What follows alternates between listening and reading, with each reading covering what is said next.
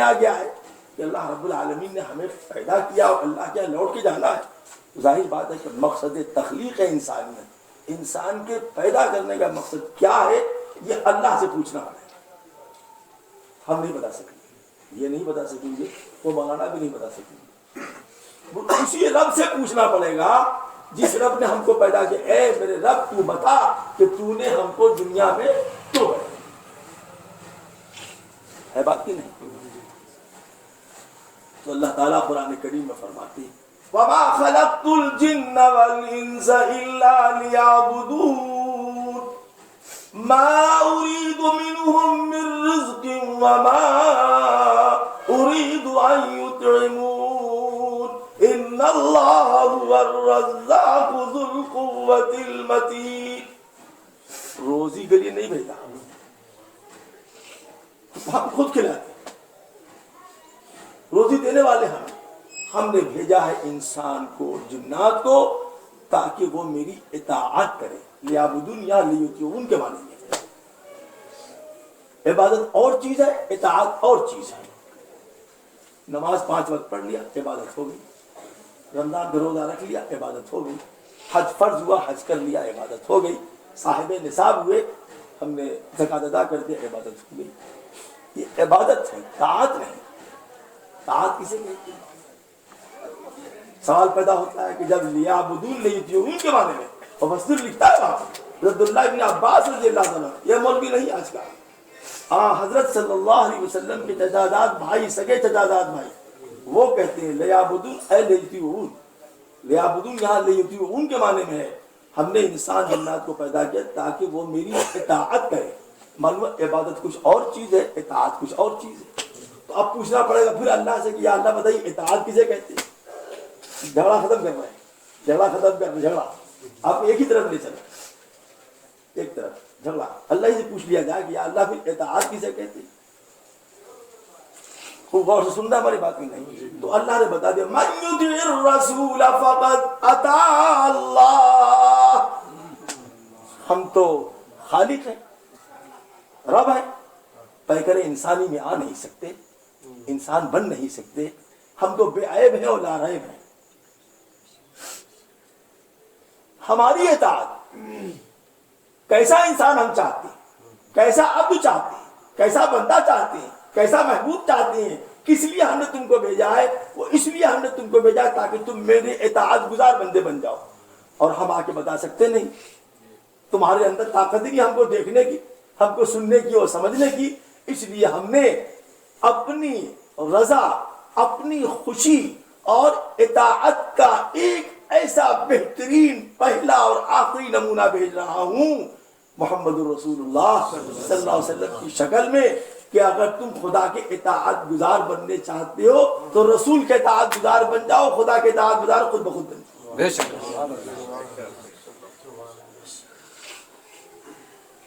محمد پہ دل کو فدا کر چکے ہیں، جو فرض خدا تھا ادا کر چکے ہیں۔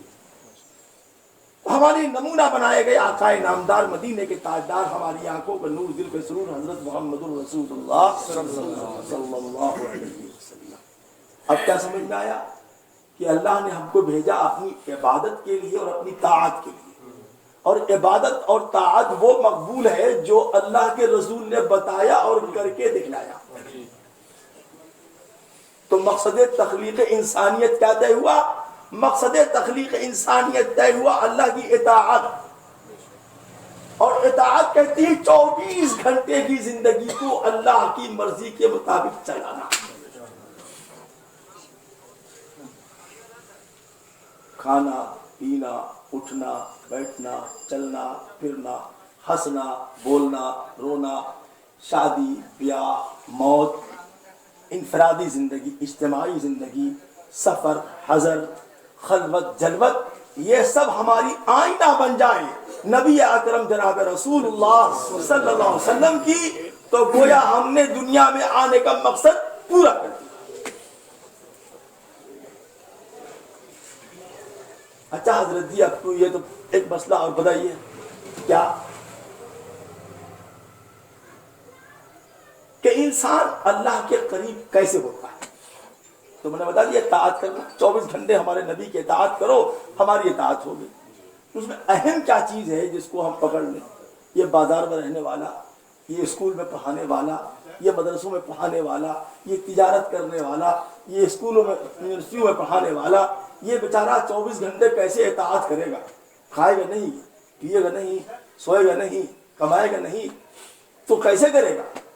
اس کے لیے بھی ہم کو راستہ بتایا نبی اکرم جناب محمد صلی اللہ علیہ وسلم نے کہ 2 چیز درست کر لو تمہاری ہر چیز درست ہو جائے گی۔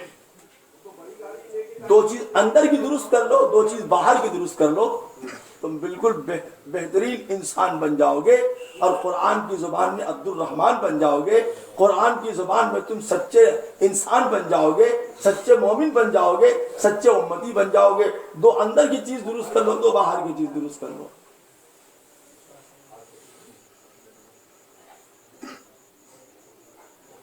پیارے دوستوں، بزرگوں، میرے دینی بھائیوں، بات میری سمجھ میں آ رہی ہے کہ نہیں؟ کیونکہ ہم کو بہت تکلیف ہوئی بولنے میں سوچتا ہوں کہ میں اپنے دل کا درد، واللہ کہتا ہوں اپنے دل کا درد آپ کو منتقل کر دوں، ابھی مر جاؤں تو سکون سے مر جاؤں۔ اپنے دل کا درد منتقل کرنے آیا ہوں، تکلیف کرنے نہیں آیا ہوں۔ ہماری بات اگر آپ سمجھ لیں گے، میں سمجھوں گا میرا سفر کامیاب ہو گیا۔ پیارے دوستوں اور بزرگوں، میرے دینی بھائیوں، 2 چیز اندر کی درست ہو جائے اور 2 چیز، تو ہم گویا ہم نے 100% اسلام پر عمل کر لیا۔ ہم اللہ کے بھی محبوب ہو گئے اور رسول کے بھی محبوب ہو گئے، جنت کے حقدار بھی ہو گئے، شفاعت کے مستحق بھی ہو گئے۔ یہ اسلام کی خوبی ہے، یہ اسلام کی خوبی ہے کہ اسلام ایسا عمل بتاتا ہے کہ ہمارے لیے کرنا بالکل آسان ہو جائے۔ کوئی کرنا ہی نہ چاہے تو اس کے لیے جو آسان سمجھو تو آسانیاں ہیں، جو دشوار سمجھو تو دشواریاں ہیں۔ کیا چیز؟ وہی جو میں اثر بات کہا کہ سب سے پہلی چیز ہے ہم اپنی نیتوں کو درست کریں۔ کیا درست کر لیں؟ لمبی تقریر کرنے کی ضرورت نہیں کرو بھائی۔ کیا درست کر لیں؟ نیت۔ کیا درست کر لیں؟ کیا درست کر لیں بھائی؟ نیت۔ کیا نیت درست کر لیں؟ جب تک زندہ رہیں گے انشاءاللہ شریعت پر اور سنت پر عمل کریں۔ ہم روزانہ صبح کو اٹھتے، بستر سے اٹھتے ہی پہلے نیت کریں، اے اللہ تو گواہ رہا، ہم جب تک زندہ رہیں گے تیرے نبی کی سنت پر، تیری شریعت پر عمل کریں۔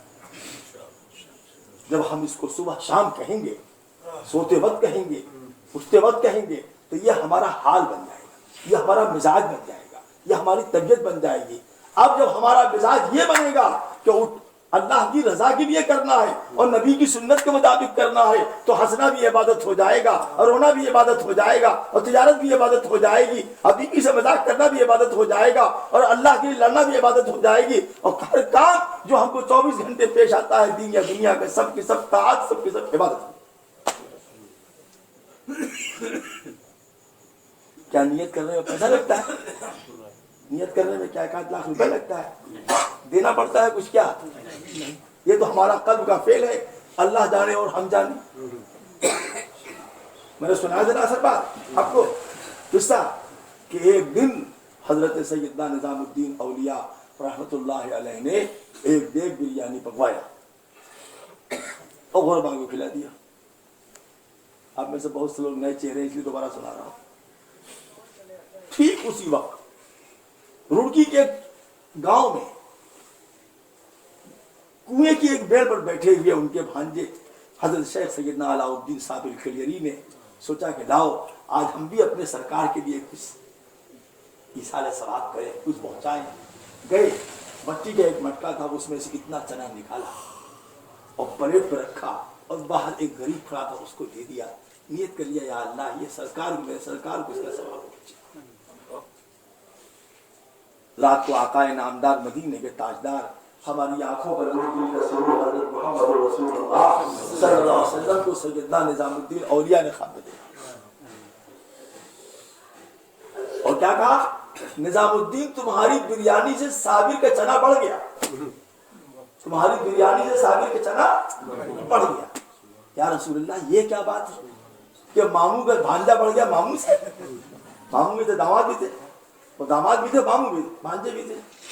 کہا بات یہ تمہاری بھی نیت درست ہے لیکن تمہارے ساتھ مسئلے تھے. کیا؟ تم نے پکایا, تمہارے یہاں پکانے والا تھا, تم کو ہدیہ دینے والے تھے, تمہارے پاس کھانے والا بھی تھا, سب کو پتا بھی تھا کہ یہ ہم ہی کو ملنا ہے. اور وہ بیچارہ گاؤں دیہات میں تھا, اس کے پاس نہ پکانے والا تھا, نہ اس کو ہدیہ دینے والا کوئی تھا, نہ اس سے کوئی لینے والا تھا. تو انہوں نے جب نیت کیا کہ ہم اپنے نبی کو کچھ پہنچائیں اور چنا نکالا, تو اللہ نے ایک فقیر بھیج دیا کہ جاؤ میرے نبی کے نام پر وہ دے رہا ہے, تم لے. اس لیے آپ کے ثواب سے صابر کا, آپ کی بریانی سے صابر کا چنا آگے بڑھا. معلوم ہوا نیت کے قبولیت میں انسان کی نیت کو دخل ہے. جتنا زیادہ خالص نیت ہوگی اتنا ہی زیادہ عمل اللہ کی یہاں مقبول ہوگا. میں اس کی ایک چھوٹی سی اور مثال دیتا ہوں, آپ کے سمجھ میں آ جائے. میں مدینہ طیبہ میں تھا, بہت سے احباب تھے, وہ جاننے والے بھی نہیں جاننے والے بھی. تو کچھ لوگوں نے لاگی کیلا سیب ایسے دے دیا, ایک صاحب نے تصویر لا کے دیا, ایک صاحب نے بہت اچھی عمدہ عطر کی شیشی لا کے دی. لوگ بیٹھے ہوئے تھے ایسے ہی بیٹھے ہوئے تھے, کسی نے عطر کی شیشی لا کے دیا, کسی نے تصویر دیا, کسی نے کھجور دیا. ایک صاحب میرے بغل میں بیٹھے تھے, انہوں نے دھیرے سے میری جیب میں کچھ ڈال دیا. نہ ہم کو خبر لگی نہ وہاں کسی کو خبر لگی. خیر لوگ چلے گئے, کھایا سامان ہم نے. وہاں کون کھانے والا تھا, میں تو کھاتا بھی نہیں ہوں, وہاں کھانے والا ہی کون تھا. لیکن جیب میں نے ہاتھ ڈالا تو دیکھا لفافہ 5,000 ریال تھا اس میں.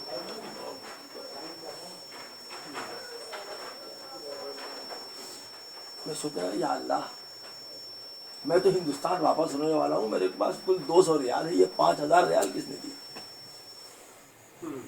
سمجھ میں تو آ گیا.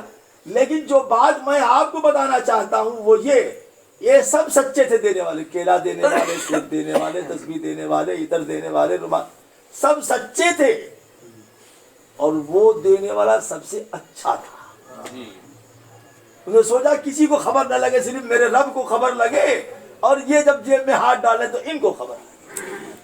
یہ نیت کا اخلاص تھا. تو آدمی کی نیت سے آج ہمارے درمیان میں تفوق برتری بہت ہے, دکھاوا ریاکاری بہت ہے. یہ ہم 1,000 کہیں 2,000 کہیں 5,000 کہیں 10,000, نہ 10,000 دے رہا نہ 5,000 دے رہا, خالی نام لکھوا رہا. نیتوں سے بڑھ جاتے. سب سے بڑی کام آپ کو کرنا ہے اپنی نیت میں اخلاص پھیلانا. دوسرا کام جو آپ کو کرنا ہے اور ہمیں کرنا ہے, ہر گناہ کو چھوڑ دینا. چھوٹا گناہ ہو یا بڑا. پیارے دوستوں بزرگوں, گناہ کیا ہے؟ گناہ کیا چیز ہے؟ زمزم میں ایک قطرہ پیشاب پڑ جائے تو پورے زمزم ڈرم ناپاک ہو جاتا ہے کہ نہیں؟ ایک ڈرم زمزم ہو اس میں ایک قطرہ پیشاب پڑ جائے تو زمزم پاک رہے گا, ناپاک ہو جائے. گناہ کیا ہے؟ طاعت کی ڈرم میں ایک قطرہ پیشاب. اس لیے ہمیں ہر گناہ کو چھوڑ دینا. اور یہ میں نہیں کہہ رہا ہوں, میری کیا ہے, اس کے قرآن کہہ رہا ہے وَذَرُوا ظَاهِرَ الْإِثْمِ وَبَاطِنَهُ. ہر چھوٹے بڑے گناہ کو چھوڑ. تو نیت رکھ کے ہم کہ کوئی بھی نیک عمل ہم کریں گے اللہ کی رضا کے لیے, کوئی بھی گناہ چھوڑیں گے تو خدا تعالیٰ کی رضا کے لیے چھوڑیں گے, اور ہر گناہ کو چھوڑنے کا اپنے اندر جذبہ پیدا کریں. اور اس کی ایک ترکیب چھوٹی سی ہمارے نبی نے اور نبیوں کے وارثوں نے بتائی ہے, وہ بھی ہم آپ کی خدمت میں پیش کریں. اللہ تعالیٰ مجھے بھی اس پر عمل کرنے کی توفیق عطا فرمائے اور آپ کو. حضرت حکیم الامت مولانا اشرف علی تھانوی رحمۃ اللہ تعالیٰ علیہ فرماتی ہیں کہ اگر تمہارے اندر یہ جذبہ پیدا ہو جائے, کیا کسی نیکی کے کرنے میں جب تم کو دیکھو کہ سستی پیدا ہو گئی, کرنے کا دل نہیں چاہ رہا ہے,